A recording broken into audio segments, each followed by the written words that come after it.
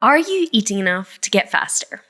Welcome to the Science of Getting Faster podcast, where we cut through the headlines, talk directly to the researchers to find out what their studies suggest, what they don't, and where their research is heading. With us on the podcast today, we have Dr. Jose Areta. Welcome to the podcast, Jose. Hi, Sarah. Thank you very much for the invitation. Yeah, it's our pleasure. Thanks for coming on. So today we're going to be talking about energy availability and its importance for endurance athletes. So let's dive right in. And Dr. Areta, could you explain what is energy availability and how do we measure it? Yeah, well, energy availability is a concept that really has developed through time. Nowadays, in the era of sports science, if you talk about sports nutrition, let's say you talk about energy availability, what people would understand that is the energy, like the dietary energy that you normally would have available to maintain your normal physiology. You subtract the exercise energy expenditure. So mathematically speaking, it's a very sort of simple idea or concept. So that would be energy intake minus exercise energy expenditure. And typically we standardize that to fat-free mass. So the part of your body that is not fat, because fat is considered to be this sort of metabolically inert tissue. So it's more relevant what energy you have available to your lean mass. There's even mathematically speaking, it's a sort of a simple concept when it comes to the calculation of energy availability. It's a completely different things. There's a lot of challenges that come with trying to get a real value of what it seems to be, deceivingly simple concept. Yeah, definitely. And so we, a lot of us we think we're tracking at least our energy expenditure using our smart devices or power meters. How accurate are those for measuring energy availability? The thing is when it comes to measuring energy intake and energy expenditure, we know that the vast majority of devices that we can use have a huge error. So they are neither accurate nor reliable in the majority of the cases. So there's a whole number of issues with also tracking energy intake. So, but let's think about more, exercise energy expenditure. That's what the direct question that you're asking me about. And I suppose for the sake of the population that this podcast is aimed at, most people are interested in power meters and how good are the power meters to measure energy expenditure. So I'd say, it's very different if you use some sort of device that you wear in your wrist that is going to give you an estimate of energy expenditure. There's huge error in these devices. So in general, I wouldn't use them as a way to have an idea of what my energy expenditure might be like. However, some devices that measure directly the amount of mechanical power that we're producing, such as power meters, so like a crank-based power meter or pedal-based power meter or whatever, hub-based, whichever one you like, they're a lot better for having an idea of what your energy expenditure is. However, what you have to keep in mind is that these devices measure mechanical power, so it measures the amount of kilojoules that you do. Behind that sort of mechanical power, you have your engine, your metabolism that is generating energy, which has a degree of efficiency, right? So we know, people typically have about 20-something% efficiency in terms of how much metabolic power is translated into mechanical power. But there's variation. So if you don't measure the exact efficiency of an individual, there's always some degree of underestimation, overestimation of using these devices to estimate exercise energy expenditure. But let's say from all the different tools that are out there to measure specific exercise energy expenditure, they are pretty good. Okay, what about, I know most of our athletes are cyclists, but we do have a surprisingly large amount of runners, as we've recently discovered with the ability to import runs now into TrainerRoad. What about the accuracy of running power meters? Are they more accurate or less accurate than, say, just measuring through GPS or heart rate? Yeah. So the thing with running power meters, and here I must say that I'm not aware exactly about how this technology works. I'm not that familiar with those. It's definitely not a direct measurement of mechanical power, as the way that I understand they work is mainly with accelerometers and sort of tracking, the difference in how the body is accelerating and, stride length and acceleration and so on. So it's more like an estimation of power, whereas cycling power meter is a direct measurement of the force exerted in the strain gauges of the device. So to be honest, I'm not familiar with like any sort of serious research looking at the how accurate and reliable these devices are. And I suppose these things are quite hard to test in the lab because it would be quite different being on a treadmill and being outside, I believe. But my guess, and this is some sort of educated guess, let's say, is that the estimates wouldn't be as accurate or possibly not as reliable as well. Okay. And so if we're thinking about optimal energy availability for endurance athletes, what is the threshold? What are we trying to aim for? Yeah, well, that's a very, very nice question, and it's a question that we encounter quite often because there's this widespread idea that there's this sort of ideal level of energy availability, and once you drop under a specific value, then some things might not start working the way they should in terms of like physiology and so on. And conceptually is very nice. If we think that maybe we have like this single value that we can measure, and then we know that if you are under specific value, then things are wrong, and if we are above that, it's right. Unfortunately, things are not as simple, and it's not as black and white. What you will encounter a lot in the literature and overall in the discussion in this topic is that there is this threshold of energy availability of 30 kilocalories per kilo of fat-free mass per day. So that is the way we sort of measure energy availability. As I said before, energy intake minus exercise energy expenditure, normalized to fat-free mass.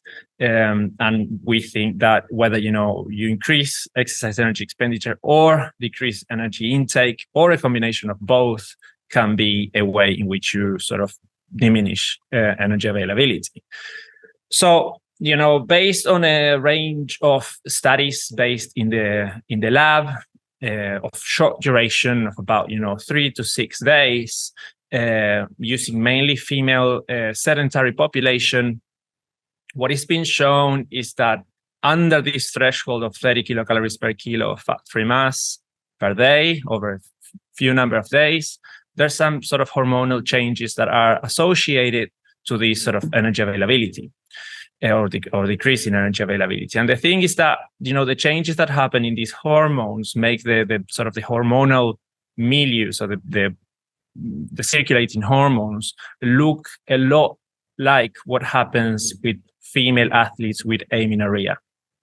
Yeah, so there is this sort of hormonal shift. There's like a physiological response that makes the hormones of females look more like those of females with amenorrhea, that have amenorrhea. For the listeners who don't know what that is the lack of a menstrual cycle, which is one of the things that seem to be affected by not eating enough energy.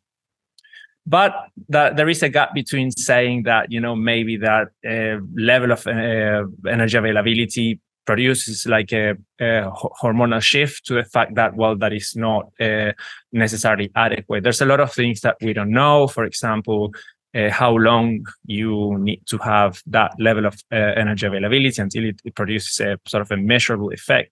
What happens if you do it intermittently? What happens with people that exercise more, and so on? There's a number of things that we don't really know about this. Okay. So when you say that it's not quite as simple as determining that, I think you said, was it 30 kilocalories Yes, per exactly. kilogram? Per It's not kilo quite. of fat-free mass per day. Yes. Yes. Okay. So also with endurance athletes, I saw that you had written a paper about the day-to-day variability on endurance athletes' energy availability, and I assume that has to be something that is hard to measure with endurance athletes in the rather than being in the lab, on the field, or in the field, because of our training looks very different from a day-to-day basis. So does that complicate how we establish a threshold as well? Yeah. So to bring the listeners on the same page as us, for them to understand a little bit what we actually did. I had a suspicion that this was a case with athletes. So we set to look a little bit at what happens day to day in a specific group of athletes. These were elite level road cyclists, that we look at what happens day to day in their energy availability. And we tracked energy intake using a methodology that is called like remote food photography method. In lay terms, this would basically be taking photos of your food, and then we do a quantification of that. And we did that for a number of days. So we did that for 7 days in a row with 10 cyclists. And yeah, it's quite, I'd say complicated for a number of reasons. First of all, because it's a burden for the athletes. So we were doing this as part of the work with the athletes. So they were getting something back because we start, getting a better idea of what they are doing or not doing with their nutrition. And then, most of the data in terms of energy expenditure is very easy with cyclists because we can get it or estimate it quite well from the power meters. We know that there's error in both of these measurements. So the energy intake, there's error. So there's what we call like systematic error and random error. And typically what happens is like we underestimate how much energy people eat. So the challenges are more so related to the methodologies of measuring energy intake. That is the variable that tends to have most error. And this is not something that an individual could do, if they track their diet. It's not something that is impossible. But I think most people and, most endurance athletes and, triathletes and so on, and which are very, type A personality and sort of want to control everything in the nutrition and so on, and go like, I want to go there and know exactly my energy availability because I want to have the best performance that I can. But at the same time, I'll see if I can shave off a couple of kilos of my body weight and perform better. Most people have these ideas in their head. I believe, having worked with a number of endurance athletes, myself and me being for a number of years an endurance athlete. But, it's not that easy because, we know there's error, and also you cannot track it for the whole year, right? You can do it for a number of days and then you see what happens for a number of days, but sooner or later you're going to lose track of what's going on. So yeah, it's to simplify the answer to you, yes, it's quite challenging, and methodologically is demanding and challenging as well. Yeah.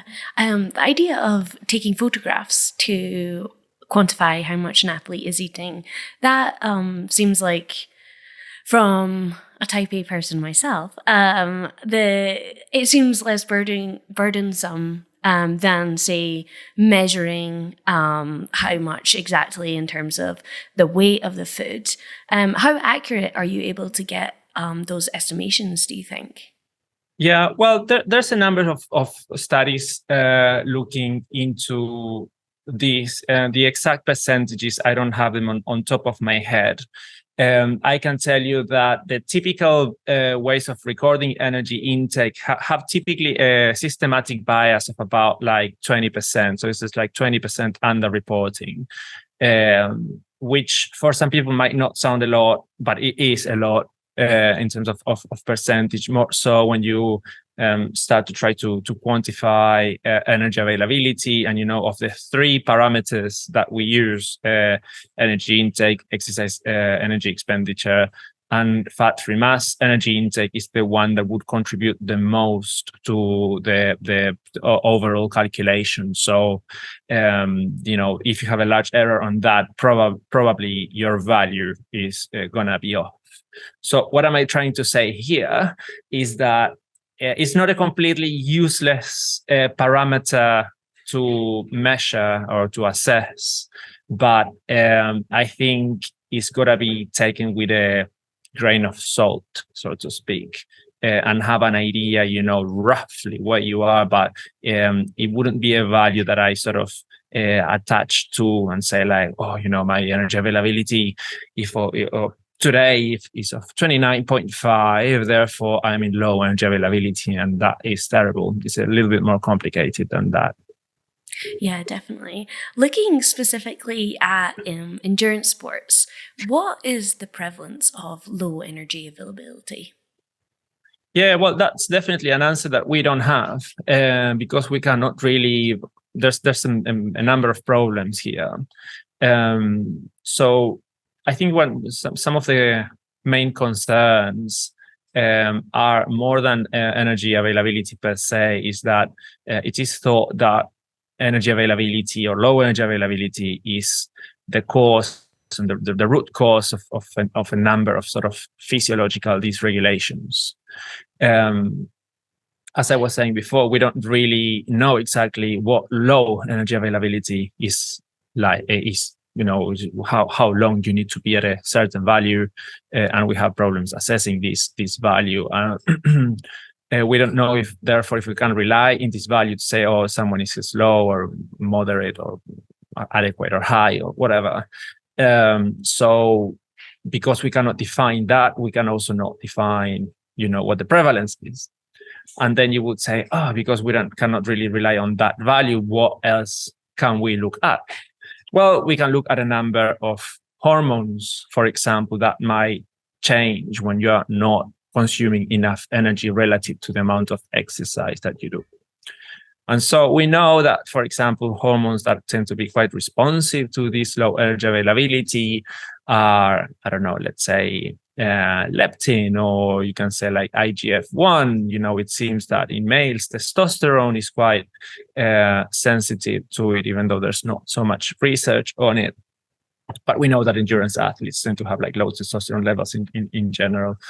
And there's a number of, a range of hormones that get affected. Also, resting metabolic rate, so the amount of energy that you use at rest seems to decrease with low energy availability and so on. And then you go like, great, now I know that these hormones are something that I can measure, and it's going to give me an idea whether, I haven't eaten enough. Well, the thing is that when you go out there and you try to measure these hormones and you measure it in an individual, again, you encounter the problem of measurement error.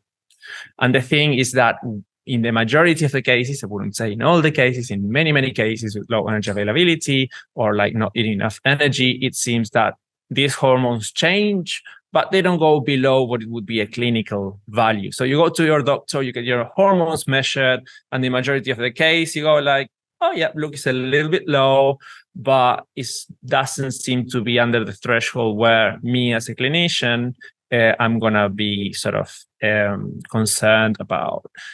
So this appears to be the case. I'm not saying, and of course, you shouldn't take my advice as that of a clinician. You have to check whatever you need to check with your clinician. I am not a clinician myself, but I'm aware that, that the changes in these hormones are within a range that doesn't seem to raise any major flag.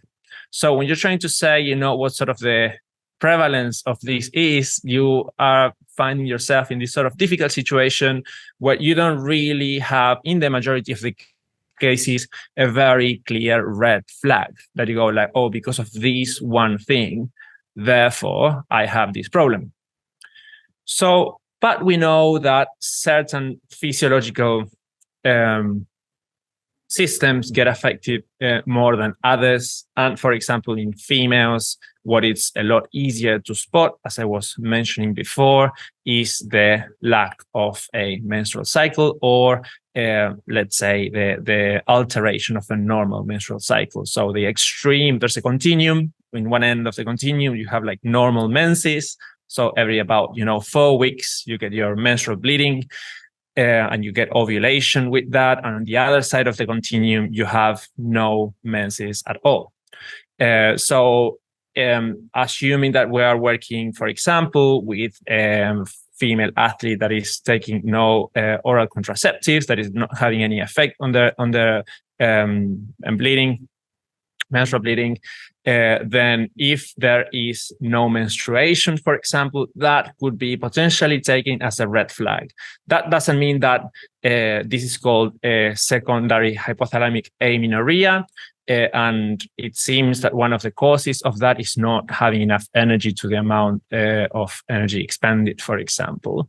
So that is, in many cases would raise a flag, and I would go, okay, we need to investigate what's happening here, because that might lead to other things. We also know that bone turnover is affected. So one of the issues that seems to happen is bone mineral density decreases. So we have athletes, we have a high prevalence of stress fractures in athletes, for example, and female athletes in particular, like runners, not so much, of course, like cyclists, because there's not that much there's not impact in the sport. But these are things that are definitely red flags that need to be followed up. So if enough time happens where a female has no menstrual cycle, then this could potentially be impairing their health in relation to their bone metabolism, and it could be potentially a lot of other things that get affected as well, for which the evidence is not that strong at the moment, but it appears that maybe there are other things that get affected by it. Yeah, definitely. Coming back to the female menstrual cycle, and this has been something that I've been pondering myself recently, was just by observing my friends who are athletes. Does having a menstrual cycle necessarily mean that you are achieving adequate energy availability? Or can you still have your menstrual cycle and have low energy availability? Yeah, that's a great question. So there's a range of things that can happen. So it seems that not every female would be affected the same, but by a level of energy availability. So, when we're talking about this sort of threshold value, one of the things that we don't know is whether if it's a universal value, and we think that is not. So it may be that there are some females that potentially are more resilient to it. Then, for example, you also have the issue that maybe a female is having oral contraceptives. So they have what is called like withdrawal bleeding, but it's not an actual menstrual bleeding. So you have bleeding there, but maybe they are not eating enough energy to maintain their normal physiological function. You can potentially have the case where you have bleeding, but there's no ovulation, which is an early sort of marker also of not consuming potentially enough energy.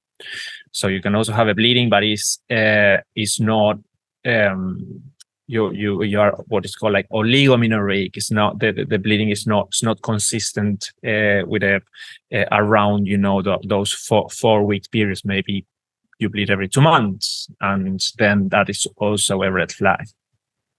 Yeah, and you mentioned the sensitivity to low energy availability varying between individuals.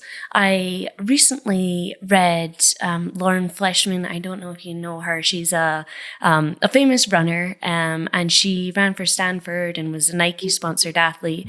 But she just released a book called Good for a Girl, and she talks about this concept of differing ages and the impact that energy restriction may have on people at different points of their life. Is there an impact on, say, the age of an athlete and how low energy availability might affect them?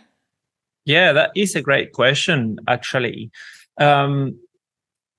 So there are different things to be considered. It seems that younger females. So you have a range, right? You have like let's say very junior athletes who haven't had their menarche, and they have like very high training loads. So one of the things that you can have is potentially one of the things that we know that get affected by not having enough energy is growth. So it's a sort of a delay of puberty. So the menarche is delayed, right? It seems that females that are of a younger gynecological age, they are more sensitive to not having enough energy compared to females that are of an older gynecological age, in which case there seems to be potentially a little bit more resilient. In all cases, not having enough energy and this sort of suppression of the hypothalamic pituitary axis that would decrease the amount of estrogen, and that would have a knock-on effect on the level of bone synthesis, would happen across all ages, it being severe enough.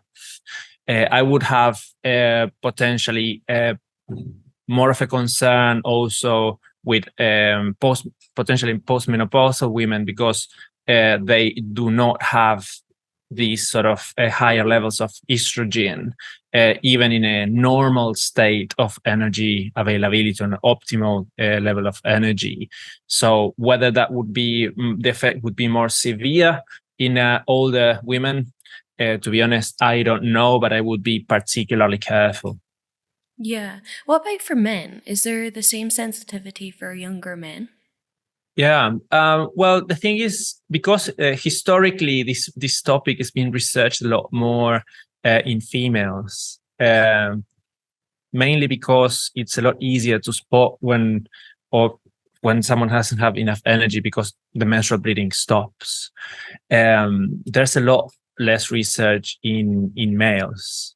So the whole origin of the interest in this topic is around this thing called the female athlete triad, which is a coalition, like a group of people from the US, which are doing really great work in this topic. And the female athlete triad was this sort of thing that happened, these three signs, that happened, coexisted in many cases in female athletes, were eating disorders originally, low bone mineral density, and menstrual dysfunction. But originally didn't know why it was, if it was the stress of exercise, if it was energy, and so on. So the majority of the research was done in females, and then they discovered, energy availability has an effect. It's not exercise per se, but it's energy, and so on. And then, this only seems to affect females. And it was, in the year, in the 2000s and so on, where they were like, hey, hang on, maybe something like this is happening in males as well, because there seem to be some parallels, between what happens in female athletes and what happens in male athletes. So there's some studies showing that, high training load in males is associated with lower testosterone levels and sort of lower sperm quality, like count and viability of sperm and so on. And it goes like, this, maybe affect males as well and stuff. And then this concept got sort of translated into another sort of model that is called the relative energy deficiency sport model, that goes like, well, this happens both in like males and females, and they are both like, affected and so on. The thing is that we don't really have that much evidence to say like what happens in males, and that's part of the work that we're doing, or the research that we're doing in my research group, trying to see what happens in males. Is that, do they get affected? Do they get affected the same? What actually changes, and so on. And it seems that there are some endocrinological changes in males as well. Whether they are more or less sensitive than females, we don't know. Studies looking at both males and females, which there's only a couple of them, appear to indicate that males are a little bit more resilient to low energy availability. And when you look at some sort of epidemiological data, when you look at like prevalence of, for example, stress fractures in exercising population, this is a lot more common in females than in males, so about 3 times as common in females than in males. So it's not that it doesn't happen in males. In that case of epidemiological data, we cannot say it is because of the energy. But it seems that females are a lot more sensitive to it. Yeah. So we don't really have a threshold for males. So if this threshold of 30 kilocalories was developed in females, we can definitely, based on the current evidence, it doesn't seem that we can't really apply it to males. Right. So we'll look forward to that research for sure. When we think about the reasons for low energy availability in athletes, endurance athletes specifically, and even just comparing males versus females and how those reasons might differ, many of us are familiar with the huge problem of disordered eating and eating disorders in weight-dependent sports such as cycling and running and other endurance sports. When it comes to how often do you see athletes who struggle or suffer from low energy availability but aren't deliberately restricting their calories? Yeah, this is a great question, and it's a difficult one to tackle.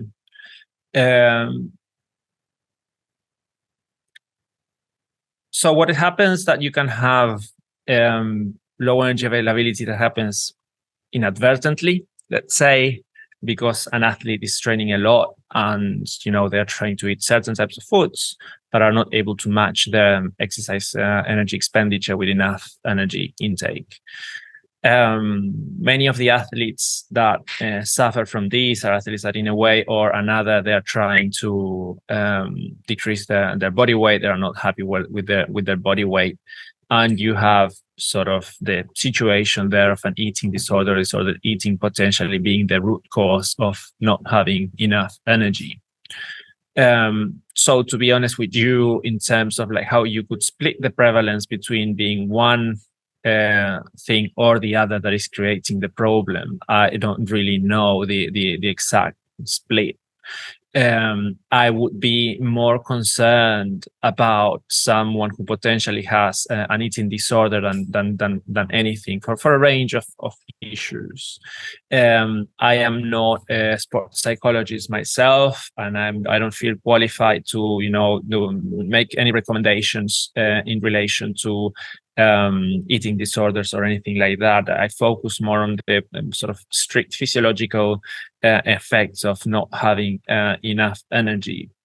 However, what we also need to be aware of is that eating disorders are not just an issue of not having enough energy, and there's potentially other things that might be complicated by the fact that they are associated with anxiety and depression, which in turn might have also an effect on the hypothalamic pituitary axis that do have an effect on the same things that low energy availability has.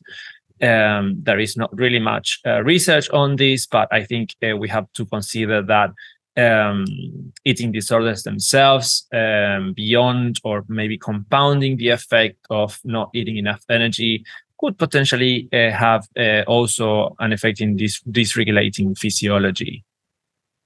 Yeah, definitely. So if we think about then the impacts, if we focus in on the impacts on our physiology and the detriments to our health and performance, you mentioned earlier that there were some endocrine disruptions. Can we talk about what role does leptin play? Okay. So I think here we need to be Can you maybe reword the question to make sure that I'm answering it the right way and give you the Yeah, information that sorry. you're Yeah. after? So when we think about, say, low energy availability affecting our hormonal response, how does leptin? You can correct me now. You're the expert, but leptin being an appetite or a hormone that affects our appetite. Is that right? Yes. Yes. How Yeah. does that become? How is that affected then when we are low in energy? Okay. So here I think we need to be careful in maybe not becoming reductionist in saying like, because, one thing changed and that is associated to a specific sort of physiological response, then that's what's going to happen.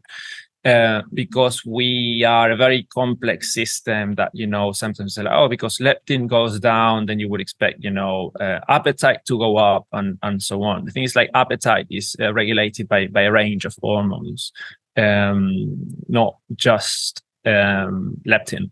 So you have hormones that have a more long-term sort of regulation of appetite, like leptin, and then you have sort of more like day-to-day or within day, ghrelin and so on, other hormones that respond more acutely to physiological state and energy intake and so on. The thing is that making things more complex, how appetite is regulated by increased exercise or decreased energy intake is different. So you might see one hormone going in the same direction in both cases, but how the appetite regulation is different. So here, instead of having the approach of breaking it down hormone by hormone, which we could, and I could say, oh, this hormone is associated with this and that hormone is associated with that. We have to be careful and look at it in a very much in a physiological integrative way to understand what is going on. Definitely leptin changes is one of the hormones that seem to be the most responsive to not having enough energy relative to the amount of energy that you are or your energy expenditure from exercise. And leptin is a hormone that is released by the adipose tissue, and there's a direct relationship between the amount of body fat mass that you have and the concentration of leptin in your blood. The lower the amount of leptin, or let's say your leptin decreases, then your appetite is going to increase. The thing is that when you're not having enough energy, this sort of linear relationship between fat mass and circulating leptin changes, because your leptin drops a lot quicker than there's any before there's any changes in actual fat mass. So carbohydrate intake seems to be an important regulator of leptin, for example. And it seems potentially like carbohydrate availability might be a regulator of leptin. But yeah, I'm not sure if that's going down the path of the question you were trying to ask me. Yeah, it was probably you're redirecting me in a good place now. So I think it's better if we approach it from, say, the point of view that how does our body adapt in a way in response to the low energy availability, and what is it trying to do, basically? So what is it? Yeah. How is our body responding to this low energy availability, and what's the purpose of these responses? Yeah. Okay. So what we need to think about is that we are a species that has developed to live in an environment where there's a availability of food that is not constant, that is different that in the world that we live in now, where we basically go to the fridge in the living room or wherever you have a fridge, maybe in your bedroom, or whatever, and then you open it and you have a nice, delicious, energy dense, highly palatable foods that is going to make you very happy. Our ancestors, hunter-gatherers, 10,000 years ago didn't have that luxury. Luckily, we evolved systems to be able to, in periods of food scarcity, stay alive. So this means that we have a physiological response to not having enough energy. So our physiology, what it's doing is trying to preserve energy in different ways. That means that energy for systems that are not immediately essential for survival, such as growth and reproduction, get sort of suppressed, because these things, if you are not having enough energy to stay alive, then really it's not that important that you use energy on those things, but maybe it's important that you use energy for things that are going to keep you alive and allow you to procure yourself from food. So what we are seeing is a physiological response for energy preservation, basically. And the changes in hormones that we see are changes that are trying to get hold of, as much energy as possible, like to preserve the energy that we have and not use it for things that potentially are not gonna increase our fitness for survival. Yeah, definitely. And so you already mentioned that some of those responses, could you run through what kind of things are put on the back burner, basically, while we're trying to restore energy and just focus on being alive? Yeah.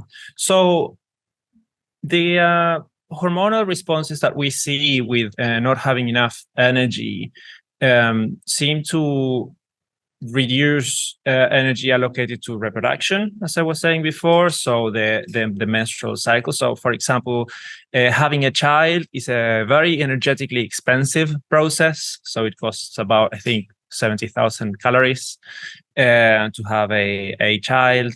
And this is something that probably, is not, if you're not having enough energy to feed that child, is possibly protective to diminish the allocation of energy to a system that is going to be very, very energetically expensive in a period of food scarcity. Growth in general, as I was saying before, it's been shown, across populations in the world, that if you're not having enough energy, the growth rate sort of per year, if you have a population that's not having enough energy, they're not growing as fast, or the growth sort of stalls. Also, the sort of the anabolism in general in the body, is reduced. One of them being protein synthesis, in particular, like muscle protein synthesis, and in particular the myofibrillar fraction of the muscle. It seems to be affected negatively by not having enough energy. So if you're trying to grow muscles, not eating enough energy doesn't seem to be the best idea. Of course, there's an important, you have to consider what you're eating. It's not just the energy, because it seems that increasing protein intake allows you to maintain that sort of muscle mass in the face of energy deficiency. As I was saying before, bone metabolism gets affected as well. That's quite seems to be quite clear. This is a bit tricky because bone is, you think of a tissue that doesn't really change, because it's this sort of hard, solid tissue that doesn't seem as responsive as skeletal muscle, for example. But it's quite clear that in the long term, it does get affected. When we do measurements of markers of bone metabolism in blood, we can look at things that change in your blood, sort of metabolites that change in your blood, that gives us an indication of what's happening with collagen. And we relate that, we use that marker of collagen synthesis to bone synthesis and resorption. And there's evidence showing that not having enough energy increases markers of bone resorption and decreases markers of bone formation. So bone is this tissue, is this sort of tissue that has this it's a balance between the synthesis and the resorption. And when there's not enough energy, it appears that this is being thrown out of balance. Interestingly, and this is some of the things that our lab group is researching, we don't really know that well what's happening with muscle quality. So you think about, all these things get downregulated, and there's all these sort of negative effects of having low energy. And of course, you have low energy for a period that is long enough, and then that might mean that you have a bone that is so weak that it's going to break while you're exercising. But before you get to this sort of breaking point, there might be other things that happen metabolically that might not be maybe as negative. And if we think about what happens in skeletal muscle and the sort of the metabolic response of skeletal muscle, it might be that it's either maintained or potentially, who knows, even improved. We have, evidence of top level athletes, or particular female athletes, who do not have a menstrual cycle, for example, and are performing at the highest level. That doesn't mean by any chance that not bleeding has to be an aim of a top athlete, but the only thing that I'm saying is that there is a reallocation of limited resources, and potentially skeletal muscle, when it comes to oxidative capacity, might not be affected as negatively. Having said that, you also have to keep in mind that if you're not eating enough energy, probably you're not eating enough carbohydrates. And if you're not having enough carbohydrates, you're not going to have enough muscle glycogen. And we know that muscle glycogen is a very, very important energy source for athletes of pretty much any sport, but for any sport that requires high intensity. And cycling is very stochastic in nature. And you have periods of increases of intensity that require that muscle glycogen. So if you're not having enough carbohydrates, your performance most likely is gonna suffer. Yeah, and that actually brings me to a point that of longevity in sport. And I think something that's particularly problematic in endurance sports is we see highly successful athletes, and many of us try to emulate what they did to get to success. And at least I see this in the college system as a lot of short-term success, and probably likely due to the reasons you're saying, that perhaps performance isn't directly impacted at the muscular or aerobic level. But then in the long term, these athletes, many of which don't have a long career due to issues with injuries or illness and increased susceptibility to other, I guess, just other things that always go wrong with our bodies. Our bodies aren't perfect, and it's harder to fight those off. And how does, I think then my question then leading into that is it, what are the long-term implications of these? And can someone, if they've been in a chronic state of low energy availability, is it always possible to recover, or is there damage that you can do that is almost irreversible? Yeah, that's a great question. And it is something that it requires a lot more work to have a definite answer. I have some answers to what you're saying, and, some reflections as well. As you were saying, a lot of people think that because not eating enough energy is associated to so many potentially negative things, that one of the things that is going to be affected early on is performance. And the thing is that, performance, if it is affected, it doesn't seem to be, the thing that gets affected first. So if you're waiting for a decrease in performance to say that you're eating enough, is probably not the right focus, potentially. It might be affected, but it wouldn't be the first thing that I expect to be affected. But there might be, some other things in the background that are really going to cause trouble. As you were saying, it's something that might, to some extent, or depending on the situation, be more of an irreversible thing, such as bone and bone fractures. Again, I'm not an expert in bone metabolism, but when you look at the epidemiological data and the prevalence of bone fractures and what they cause, it really is a concern. So I would say that really is a topic of concern. Whether the menstrual dysfunction is something that is a problem that is irreversible, I don't think there is enough data or convincing data to say that for a female, for example, the capacity to conceive necessarily is going to be affected. I'm not saying it doesn't happen. I'm saying I'm not aware of, and if someone knows of any data that I'm not aware of, I would love to know about. I know about some ongoing research in this topic that suggests that maybe it is the case that it creates more of a long-term negative effect.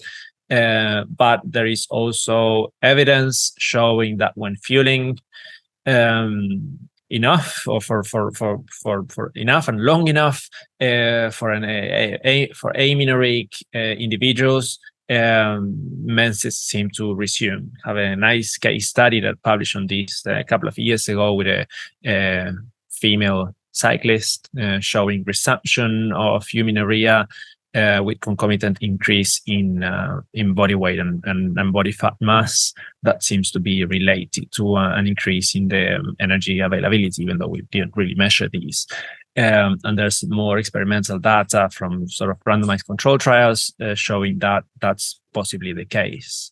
So in terms of irreversible problems, the main thing that comes to my head is potentially what could happen to bone. Other things, I'm not so sure. So we know that one of the things that maybe get affected by not eating enough energy might be sort of iron metabolism, and whether anemia is causing any long-term effects. To be honest, I'm not fully aware. I'm not fully familiar with this, but it's something that definitely deserves more research in the future to understand what really is going on. As I was saying before, I believe that these responses are potentially physiological response to try to survive to things that are not immediately essential for survival. And it's a physiological response that, it's potentially been adaptive to keep you alive, but potentially is not something that you want to maintain over a long period of time because you might have these sort of negative effects.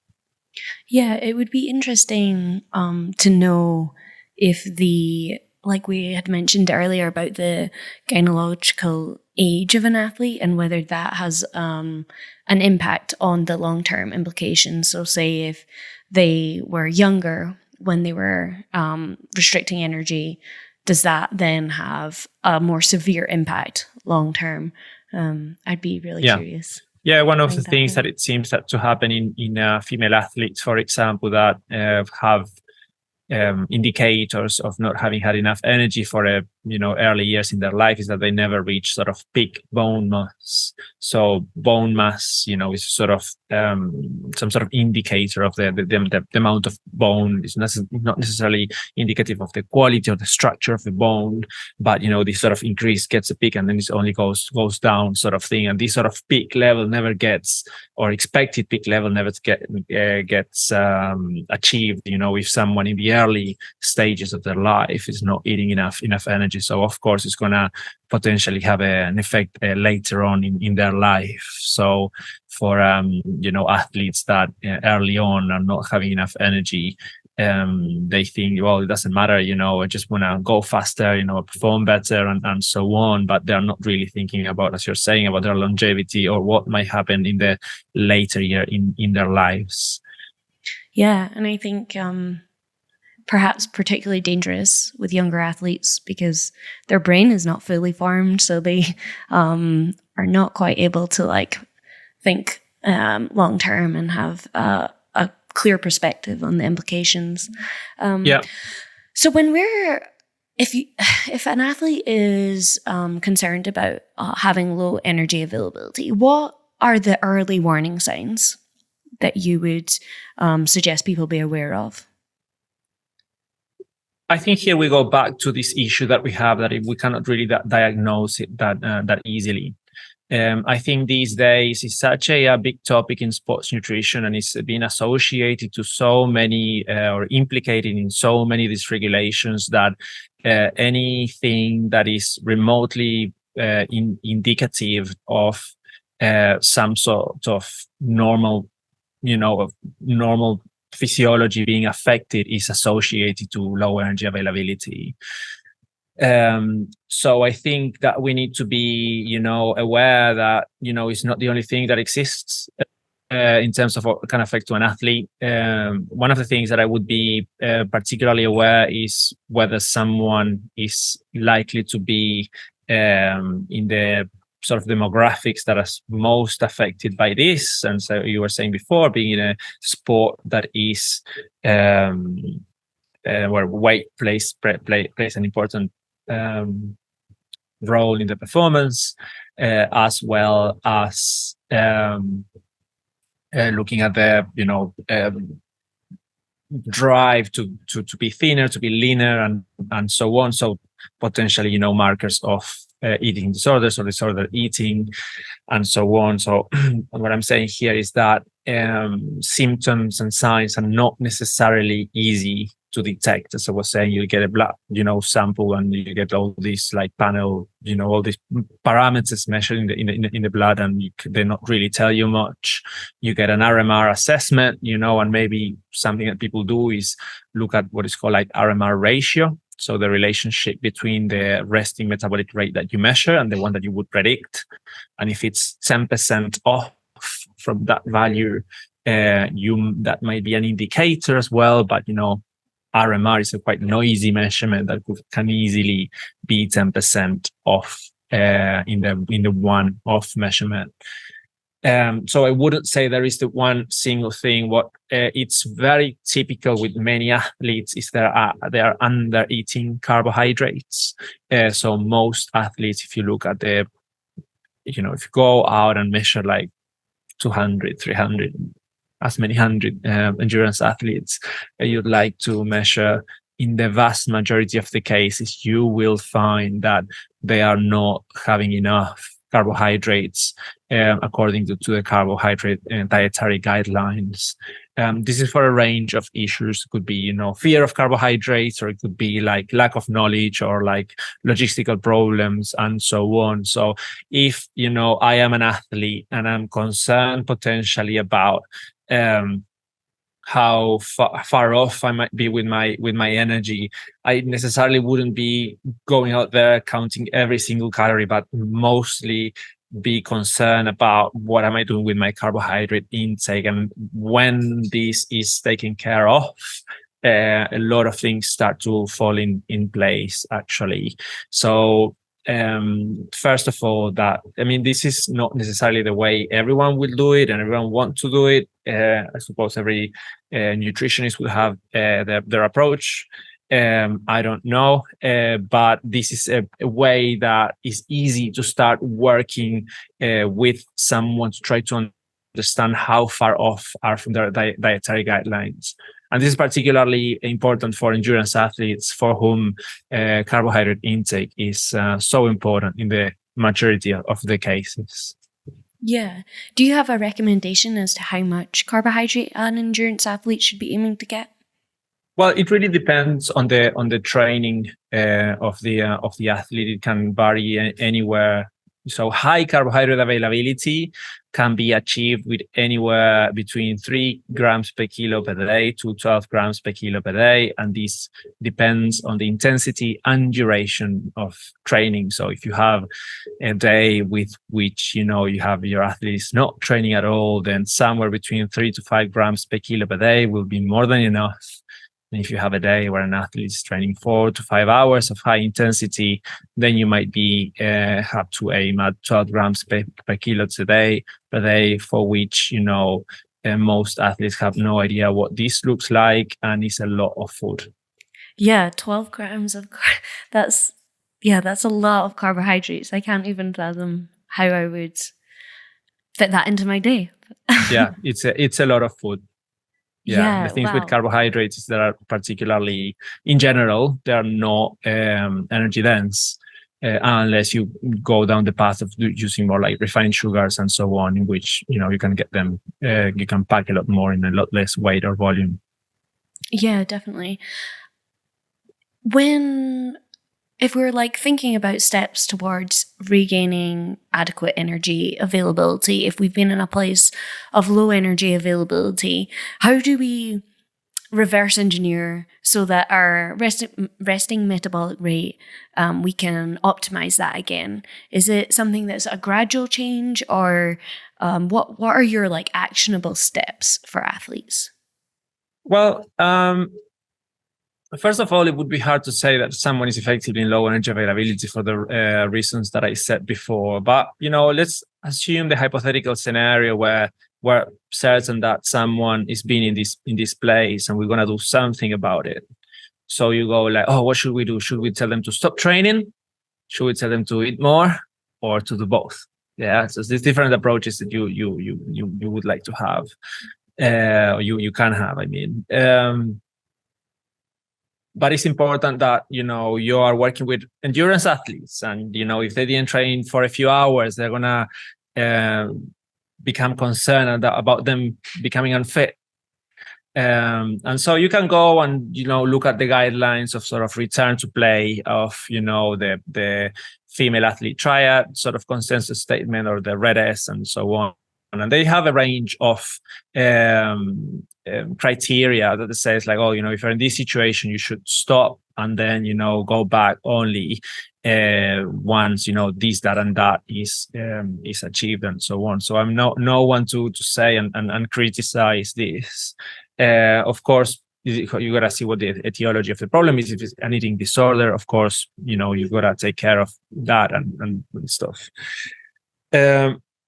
But yeah, we need to consider that, for example, the source of the problem is, let's say, purely physiological and is an energy imbalance. There's no psychological problems generating this. So what we begin to think about then is that if we go from a more sort of theoretical perspective, the problem is energy. So we have to think about increasing that amount of energy. So we could potentially achieve, normal physiological function upon increasing the amount of energy available simply by eating more. So for many athletes, that might be a challenge, and then it becomes more of a logistical challenge of how do we eat more. So we need to eat more energy in general. What is this energy needs to be composed of? Exactly, we don't know. We don't know if this is something that can be resumed by simply increasing the energy in general, so we can eat more fat, or is both fat or carbohydrate, or is predominantly carbohydrates.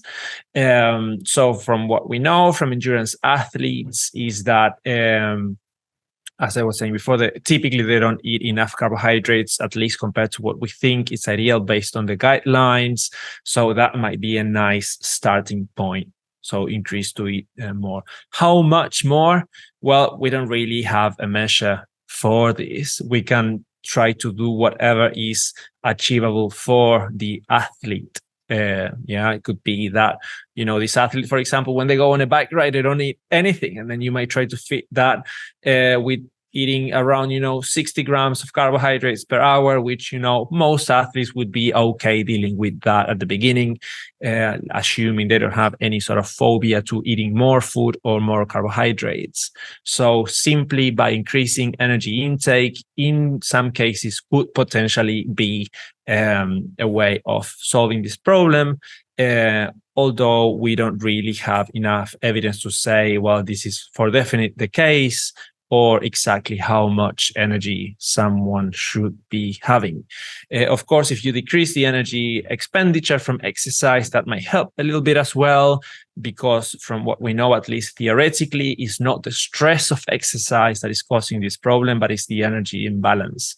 And this is the early question that happened about this, when they were saying like female athletes not being able to have their normal menstrual cycle, was like, oh, is it like the fact that they're exercising that produces a hormonal change, and then this got like changes in body temperature, dehydration, you name it, a different range of things. And then there was a range of studies showing that there was not the stress of exercise, but the actual energy availability. That is why it's such a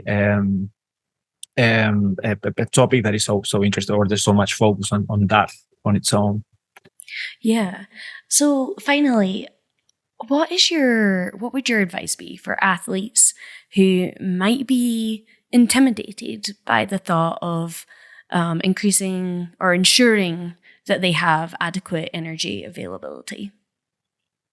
Yeah. So I can get in trouble if I say what I really think. No, you could say Do you reckon? So I think that we need to, of course, it's important. We have to be aware of. We have to be aware that it can cause problems to many people. It can be severe enough for it to deserve attention, particularly when it comes to eliciting problems that might potentially be irreversible to some extent, such as I was saying, the decreasing bone mineral density and stress fractures and so on. I wouldn't be otherwise. And of course, you gotta make sure that you don't have someone who's got an eating disorder, because that is a different problem altogether. I mean, they're associated, but we're talking about here purely about energy. I'm not going to the topic of eating disorder because it's a really, really fascinating topic. So let's say we're certain that it's not an eating disorder. The problem is more maybe, related to energy. I wouldn't be necessarily too concerned about it in general, with the caveats of what I said before, that it can cause a problem. So if it's something that maybe happens acutely, it's okay. But then, what you have to be aware is something that is not becoming a chronic problem. I think one of the things that you have to be really taking care of is the carbohydrate intake, to make sure that muscle glycogen stores are replenished and so on, so your performance is not gonna suffer. And this is sort of an easy win, in the majority of the cases. If you're doing nutrition with an endurance athlete, low hanging fruit in the majority of the cases is like they're not eating enough carbs. So what I'm trying to say here is that, of course, keep an eye out. Be aware that this can cause a potentially significant problem, but it doesn't happen from one day to the other. It takes time. And of course, you want to be, if you're an elite performance athlete, it's a necessity for you to optimize body composition. In which case, in many cases, it might require a degree of body composition manipulation. So you cannot be fearful of this all the time, but you have to be aware that you are, if you're gonna walk on a razor's edge, that this, you can go too far in one direction, right? So this would be my sort of general idea about what you should be and not be doing. Yeah, super helpful. Thank you so much for coming on the podcast. This has been so informative. Where can our athletes keep up to date with your work? It sounds like you have a lot of exciting research in the pipeline. Yeah, we have a lot of work in the pipeline. So we hope that this year some very exciting research is going to be published. So, but you never know, the nature of the beast. The academic world, things tend to take longer than you hope they would. I have a Twitter account which is JL Areta. That is JLARETA. They can find me there. I'm not super active on Twitter, but I tweet every now and then. And ResearchGate, PubMed, and all these memes and set alerts for my name, and you can find when something new gets published, an alert's gonna come up there. Great. Thank you so much. Okay. Thank you, Sarah.